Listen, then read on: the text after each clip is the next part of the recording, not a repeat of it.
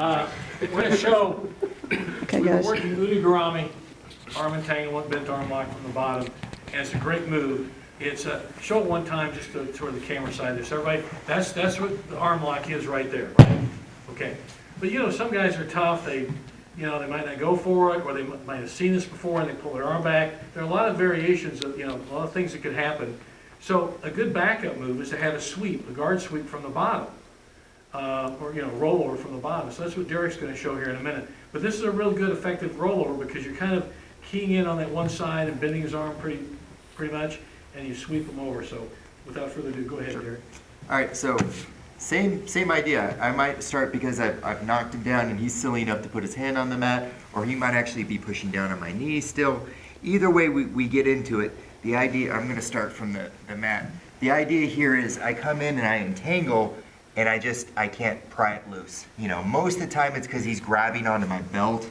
You can see he's kind of got it right there.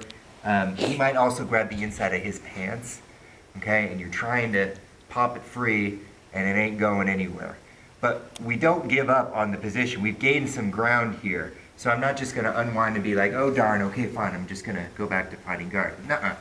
He's silly enough to give me this position. That's why he's grabbing something, because he knows that he's in trouble. So I don't just give up. I just take a different tact with it. So once I've got this, I know I can't come back that way. So what I'm going to do instead is I'm going to take this far foot and I'm going to plant it on the mat. Okay?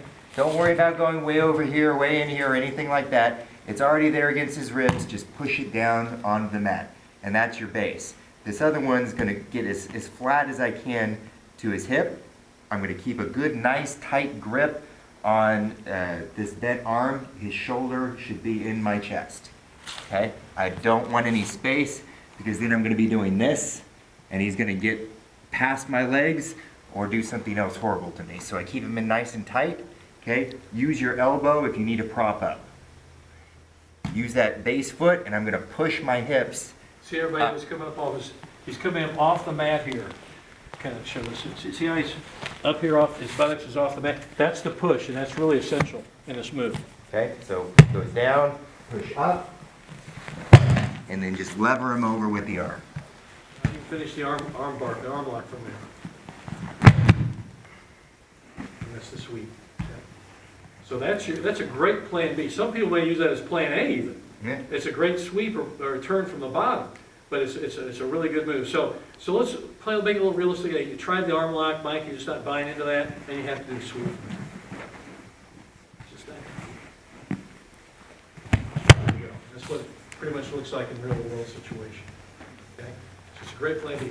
Get good at one side and get good at the other, because you really want to, just like the Ude Garami from the bottom here, you want to be ambidextrous in this move.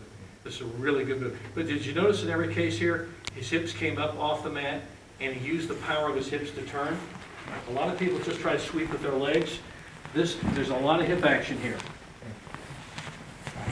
There's a lot of bumping with the hips. So use that. Use the power of your hips to get them over.